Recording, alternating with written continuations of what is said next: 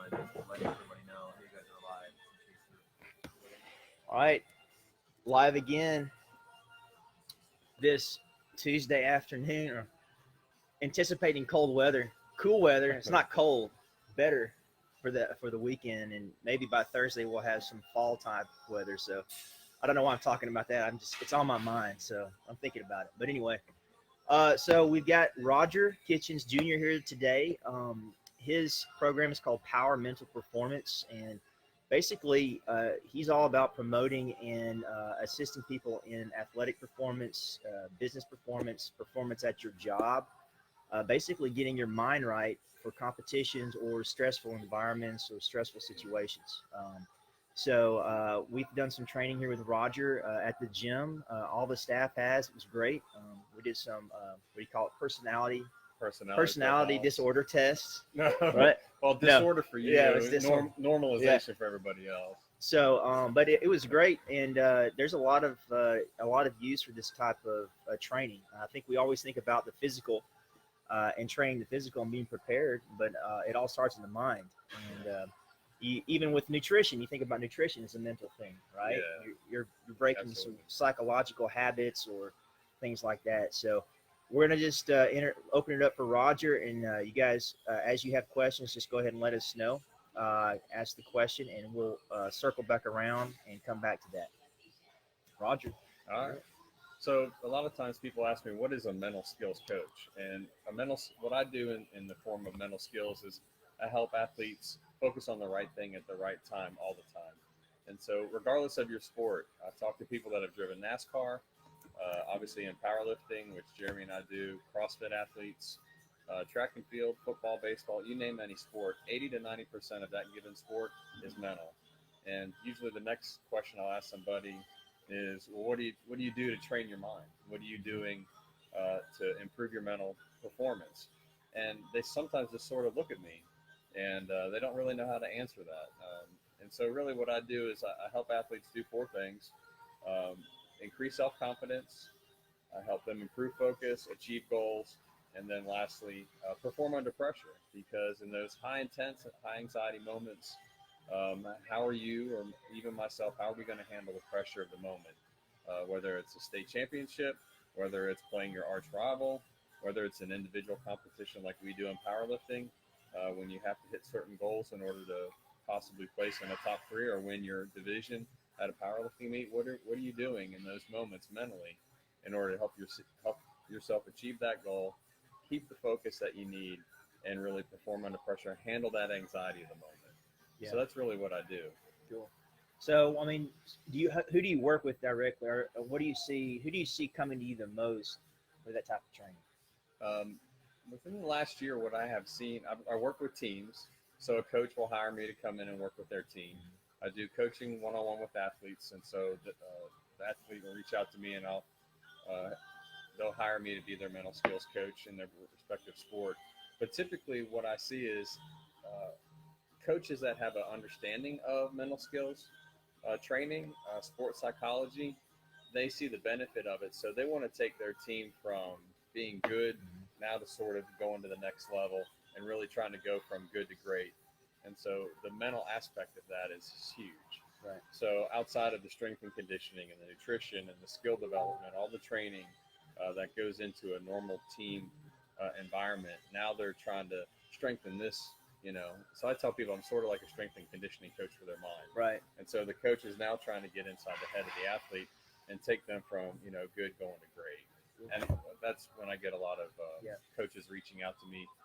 They've had success in the past, but maybe they've fallen short of a championship, or maybe they've fallen short of advancing in playoffs. Right. And so now they're wanting to trend in a better direction. So the mental part of the game is huge.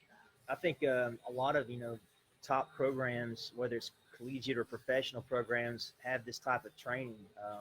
I know his name Kevin Elko works with University of Alabama and Nick Saban, so well known in this type of field. So this is huge. I mean, your mental state going into a competition, whether it's local or whether it's something a far-reaching goal that you have. each day, having that mental preparation, that mental aspect in control. I know I've heard a lot of games athletes talk about one of their they feel like their physical capabilities are where they need to be, where they really hammered away at their skill work, and walking away from a games situation. They've said that what their main focus is now going to be is getting the mental right. So what's that process like for someone to kind of get their mind right if they've come off of a failure, so to speak, or they've come off of a falling short of their goal? What's that process kind of like? How would you coach somebody out of that hole? Um, Typically, we'll unpack what was happening in the moment. So it could be something like in powerlifting, maybe we miss a squat or a deadlift. It's unpacking that moment. So sometimes it could be something as simple as strategy. Now, some athletes will carry that mistake or that perceived failure longer with them, and so it's now we're in that space of what's the emotional part doing to that athlete? How are they responding to those emotions of perceived failure or that mistake? And then coaching them to release that from an emotional standpoint. In basketball, we teach athletes it's always about the next play. So if you miss a shot, it's Yeah, not like short memory. Yeah, Yeah, it's we call it amnesia. yeah, If a quarterback throws an interception, it's having amnesia really quick in order to let that go, and not tie our performance so much to one play, sure. one pass, one shot, one squat attempt, or one deadlift attempt, and giving them tools and techniques mentally and emotionally in those moments to learn to release it, to be at peace with it, and to move on. Because Yeah, you can't afford to have a basketball player miss a yes, shot and check out for 2-3 minutes. right. It's always about the next play. So I train basketball athletes in order to next play speed in less than 3 seconds, let it go. Wow, And it's always about what's next, right. what's important now, and maintaining that focus over a long period of time, regardless of the mistake. Yeah. One book that I'd recommend to everybody is this book, Pay attention. The Mindful Athlete by George Mumford. So anybody really wanting to understand high performance from a mental perspective, get this book and read it. George Mumford was Phil Jackson's sports psychologist when he won 3 championships with the Bulls and then left there and went over and won 3 championships with the Lakers. And so Phil Jackson hired George Mumford in that 6-year span or that championship Right. run with both teams. And so that's a great resource for somebody to read and really start getting familiar with the terminology and the tips and techniques. George Mumford is really like the guru in the industry right Yeah. Wow. So, circling back to something you just said a minute ago, I think in all of this, I think that just like with physical traits, there are some people that are born with the ability to do what you said, drop it real quick, real fast, move on to the next thing. They might have a more optimistic outlook on life in general. And I don't know, how you grow up has a lot to do with that. Your past, overcoming your past is a huge issue for just about all of us. Yeah. We've all got things in our past that we try to get past. But I think it's important to understand that this is as much a training thing as it is anything else. It's a learned skill, right? Oh, for sure. So just a little story. My son plays baseball, and he's learning right now how to let things go. And move on to the next thing. And it's excruciating sometimes to watch that process, but it is something even in an early age. He's having to learn that a mistake is a mistake. It's in the past, and to move on and get better from there. But I think that the crucial thing to understand that this is a trained and a learned skill. Mm-hmm. Yeah. One of the things that I teach teams is to control your controllables. And so when I'll go and work with a team, and I'll have them list what are the things in your given sport that you can control, and they'll write it all down. I'll say, what are things in your given sport that you can't control, and they write down everything they can't control. And then the idea behind preparing for performance is your focus is on just those things that you can control. Right. So a lot of times for high school students, even junior high, small kids, there's peer pressure to perform, and they want to look good, in front of the fans or an audience. And there's so much pressure they put on themselves about other people's perception of them. and really that's uncontrollable, or Yeah. that's something you can't control. Yeah.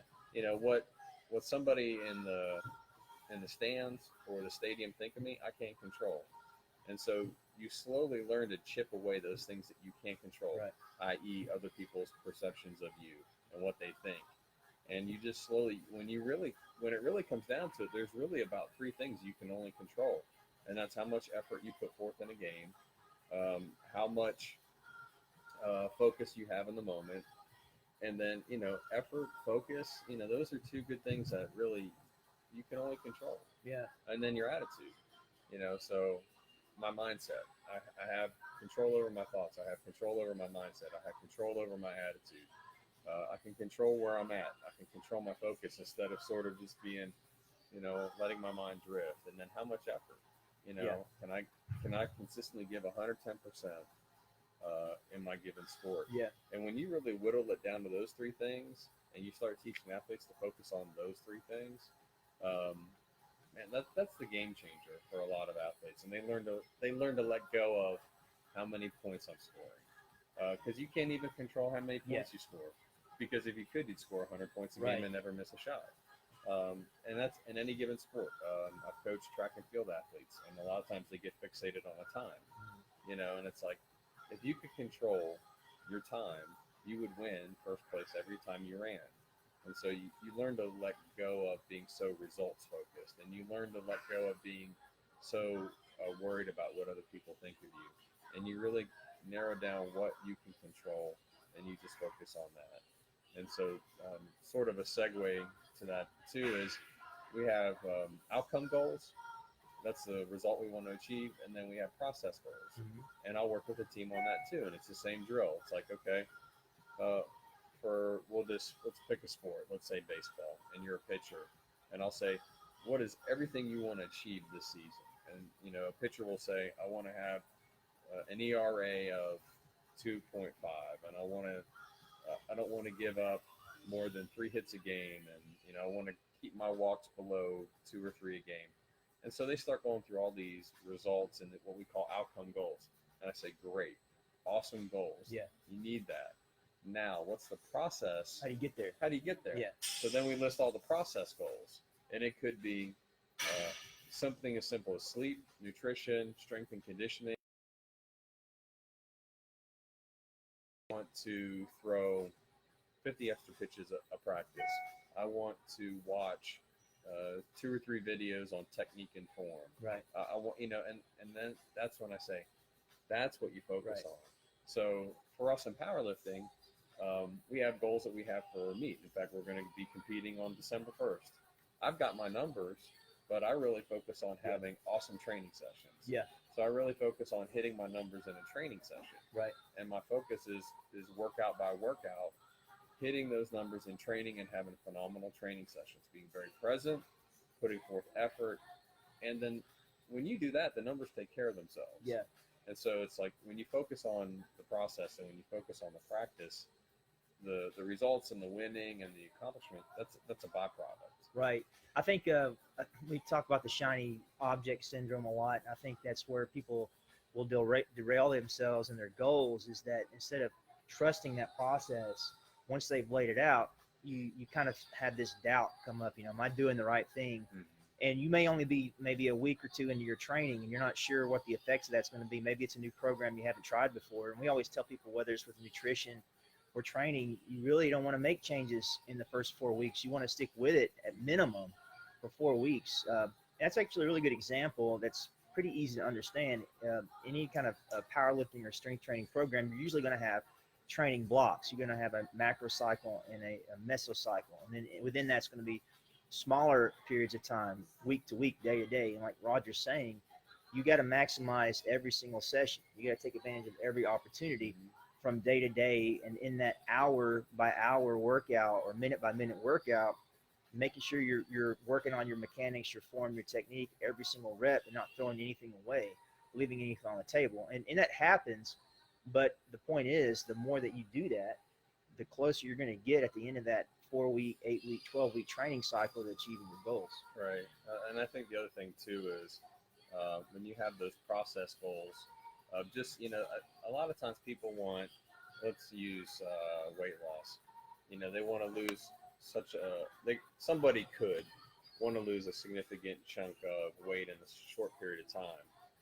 Same thing in strength training. Yeah. They may want to have significant gain in a short period of time, and the mental aspect of that is to slow the process down, have a longer goal span of when you want to achieve that goal, and and and and be content and encouraged by small wins.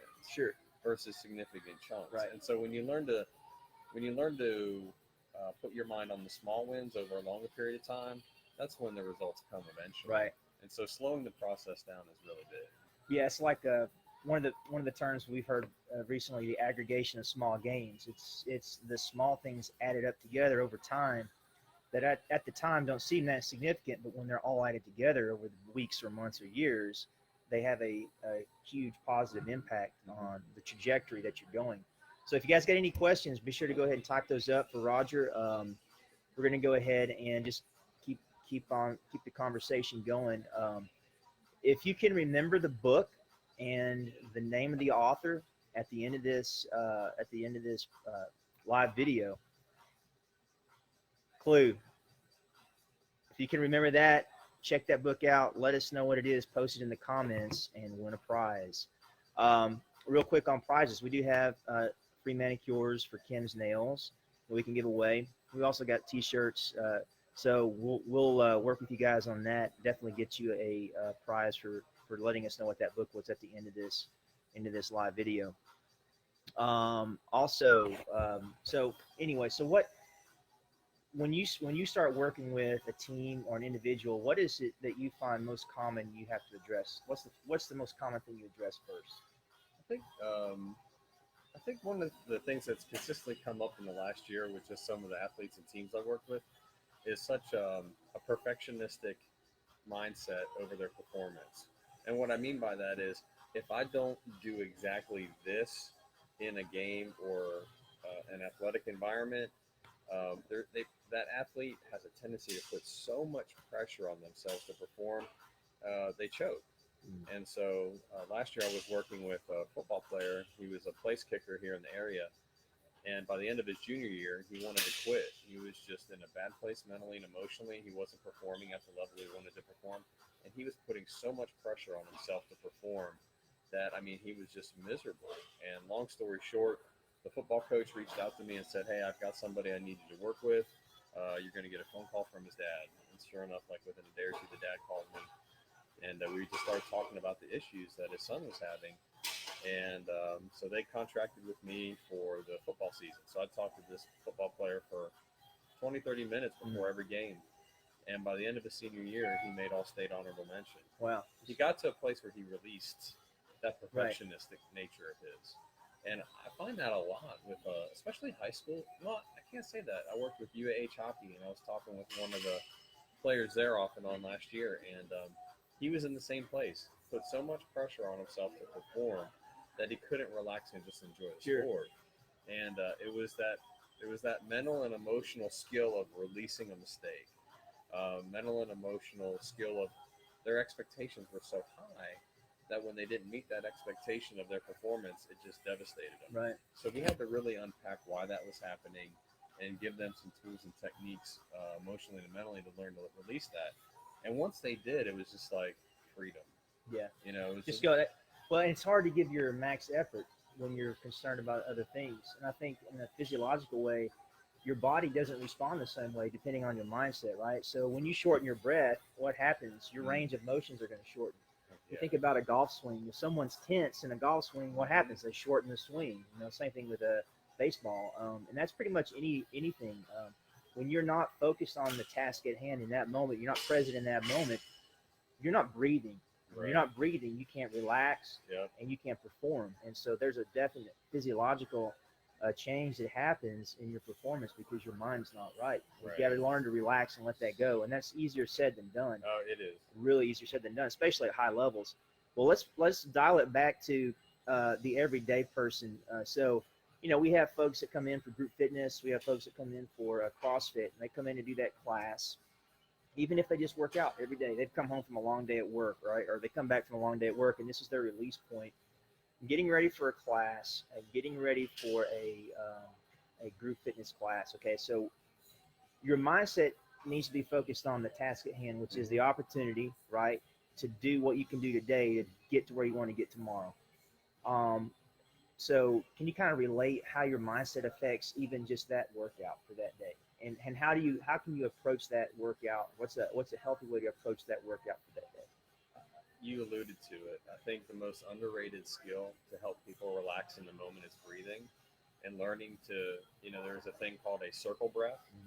George Mumford talks about it, and it's 4 seconds in through your nose, and you hold that breath for 2 seconds, and then you do a slow exhale, and it's all from your diaphragm, Yeah. all from your stomach. Don't use your chest. Expand your diaphragm. 4 seconds in through your nose, hold it for 2, and then a slow exhale, long, deep, slow exhale, dive from the diaphragm out through your mouth. So 4, 2, and then that's 6, right? I can't count, but anyway, that's 6. The 4-2-6 circle breath, learning to breathe and relax before you go in, even just to do a workout, before a game, before a practice. That just allows you to relax a little bit.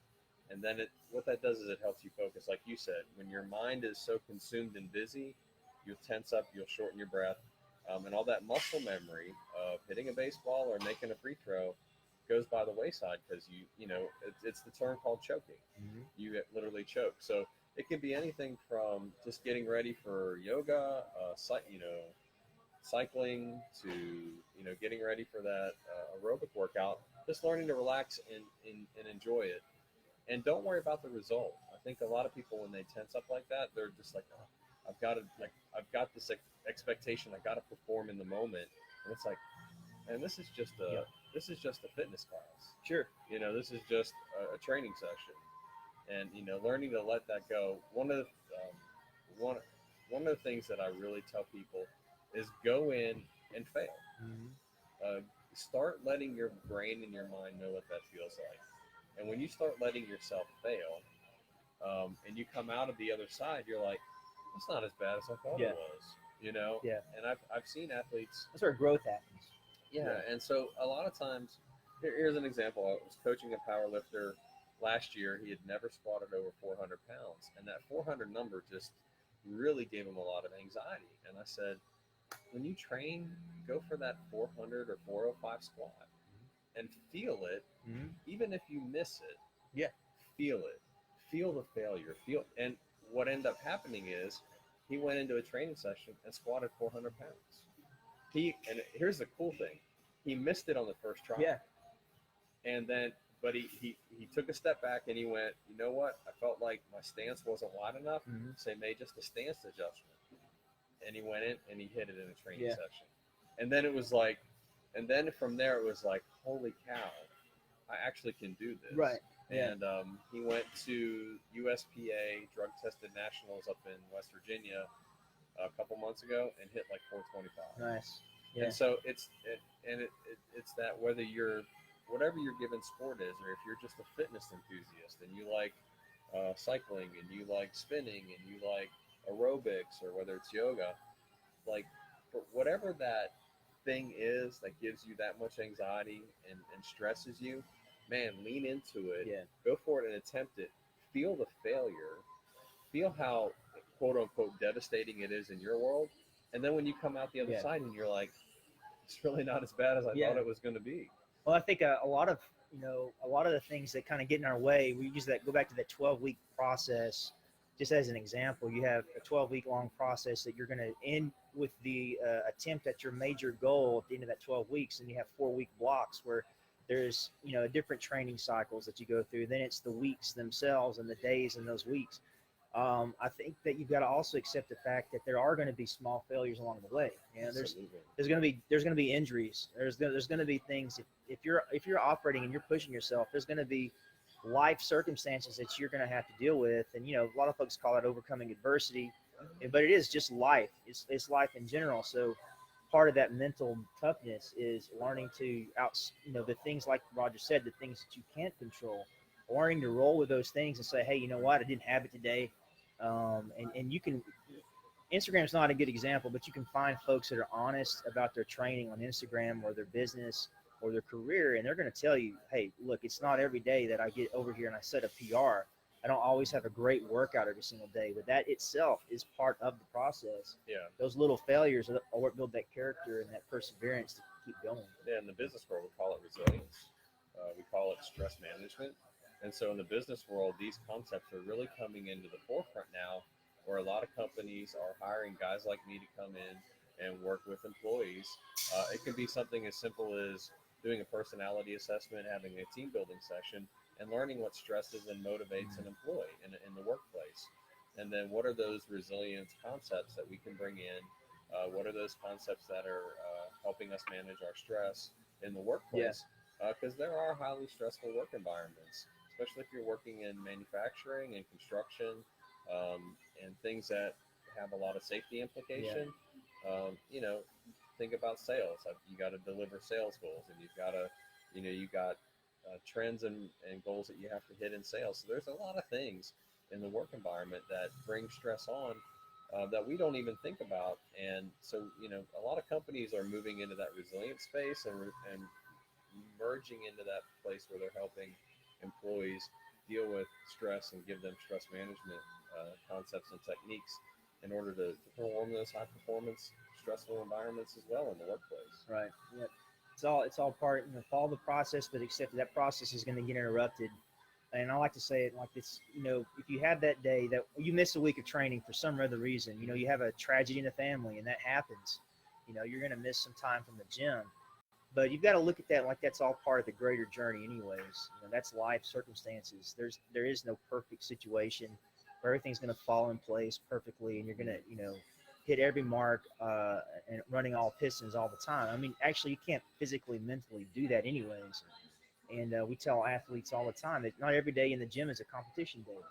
Your body doesn't need to be put through a competition Monday through Saturday, right? You need those days where you're practicing and training, and those are different mindsets to be in as opposed to competition. So sometimes we just need to go a little bit easier on ourselves, and it doesn't mean not to work hard or put out effort. It just means accept the fact that you're not always going to be on all the time. Well, I think the word you're alluding to is balance. Right. And so in the workplace, that's really huge.